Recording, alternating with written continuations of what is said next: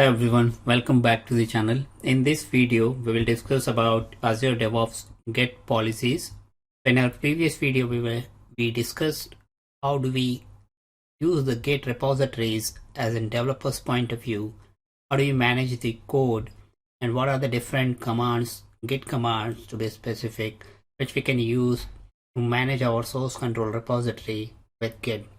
Now, in this video, we'll understand some of the security aspect which we can configure with Git to manage the source control repository lifecycle. Hi, my name is Rakesh Suryavanshi and you're watching Be a Learner. For this demonstration, we are going to use the same project which we have used in our last video. So this is the Azure DevOps project where we have the Git demo repository. In this repository, in our last demonstration, we have added some source code and some of the other configuration files such as the git config, and we have seen that how do we use the git to manage your commit, branches, and the pull requests. Now let's take an example that you have a team of multiple developers who are contributing to the same repository, and you want to make sure that the organization or the entire team follows a certain number of rules in order to manage their source code as per your organization's policy. So how do you enforce your developer to follow certain specific policies with the Git repository? To apply such rules and regulations or policies onto your Git repository, you can simply go to the Git repository branches section, and from this branches section you will see that all the branches available within your Git repository. So these are the different areas like mine and all tab where you can find the different branches. And to be specific, our focus is mainly onto the main branch or the master branch. So what we want to do with the main branch or master branch is that the code what we have in the master branch is always in the position of deploying into the production or into the environment. It means that we need to make sure that the code which we are pushing into the master branch is always in the compilable stage. We should not allow developer to push a code which might have some errors or compile time errors or issues. So it is always better to filter out those kind of issues even before it pushed into the master branch. How do you do that? Is by applying the policies. For example, let's say here I have the master branch. The very first thing I would like to do is I would like to lock the branch. I would like to make sure that none of the developer or the team member is able to delete this particular main branch. Otherwise, you'll lose your entire source code. So for the very first thing you want to do is you want to lock the branch using this lock icon. Obviously, you need to have appropriate rights to enable disable this particular lock option. Now from here, next thing what we want to do is we want to create the branch policy, which is this option. So here with this particular option, branch policy, we can set up a new branch policy. I'll click here on the branch policy and we'll look at what are the different options available with branch policy. So as I have selected the main branch, I'm into the main branch. As you can see, this is the branch which is selected right now. And we are into the project settings. So if you look at, this is my organization, this is the project name, and under the project I'm into a repository setting which you can directly go from here as well. And from here I'm into the master branch or main branch, and these are the different settings or policies which you can apply or configure with your branch. So the branch policies you can apply like, do you need a reviewer, minimum number of reviewer to be configured before it deploys or merge to the master branch?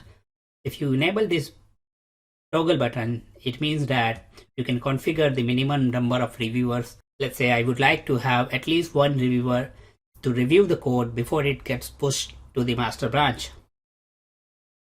And then there are some couple options here. For example, allow requester to approve their own branch. Let's say in this case, I'm the only one who is working on this particular repository, so I cannot rely on reviewing somebody else to review my code. If that's the case, this is the option you want to select. But if you're working on the team which has a reviewer, and that reviewer has a responsibility to review the code, then make sure you do not have this option. Otherwise, even though somebody is raising a pull request onto the master branch, they would be able to merge their own check code by themselves, which is something you do not want. So make sure in that case this particular option is not selected. And there are some other options available which you can simply read it and get the information what exactly they are trying to do. Next you have is the link of the check for the linked work item. So we know that we are working with the DevOps. It means in the DevOps either we might have the basic agile or any scrum policies which you might be working. So any work which we are doing, it might possible your project is tracking that particular work item based on the work item number. So the project or the implementation, source code implementation, what we are doing, we might be doing against the task which has been assigned to a developer. So we would like to make sure that that particular task has the history of the implementation what we have done. So for that, what you can do, you can link that work item or the task with the change set or the pull request which you are doing. So here we can enforce a developer to always link a work item before he makes check-in to the source code. Without that, the pull request will not be completed. Here again, you can make this optional or required. Next you would like to make sure that the comment resolution is always enabled.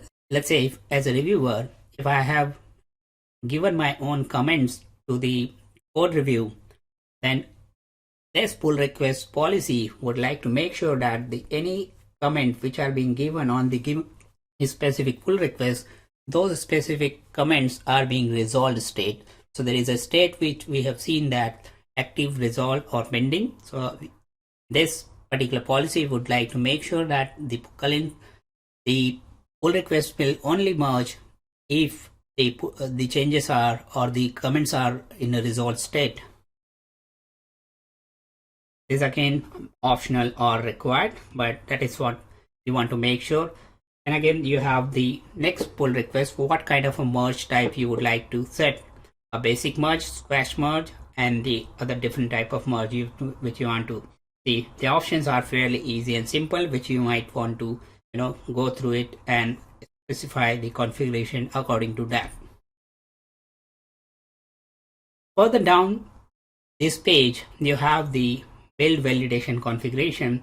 So this build validation specifies the CI part of your application of your source code. What does it mean? That whenever somebody is going to create a pull request onto the main branch, do you want to run the continuous integration? It means, do you want to compile the source code at the time of creating a pull request?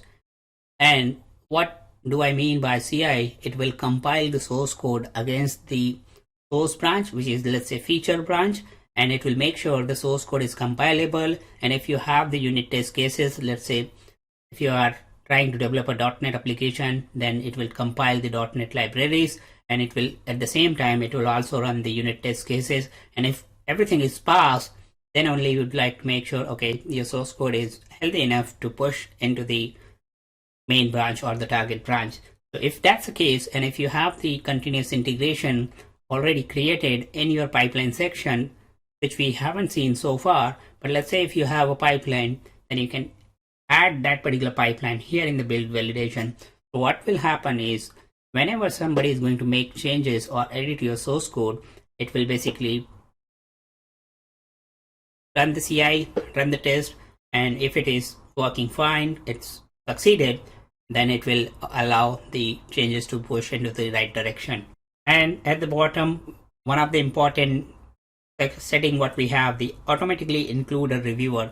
So let's say at the time of creating a pull request, I do have option to include certain number of reviewer, but you might also want to include a default reviewer in case you are merging to the master branch. For example, you want to make sure that your team lead is always been included regardless of any changes you are pushing to the master plan. So you want to make sure that a specific group or user must review the changes before it gets deployed or pushed into the master plan. So that's the setting which you can include. So here in this particular setting, you can add a user or particular group of user, and then that user group will be automatically added as a reviewer whenever somebody is going to raise a pull request. These are the settings or configuration which is making your source code or the implementation to follow certain standard or practices which every organization should follow if they are using the Git. So that's the beauty of the Azure DevOps with Git, because you have the certain number of policies, features which you would like to apply at the organization level, which can help you to maintain your source code at the healthy level, and it will lead less error in future.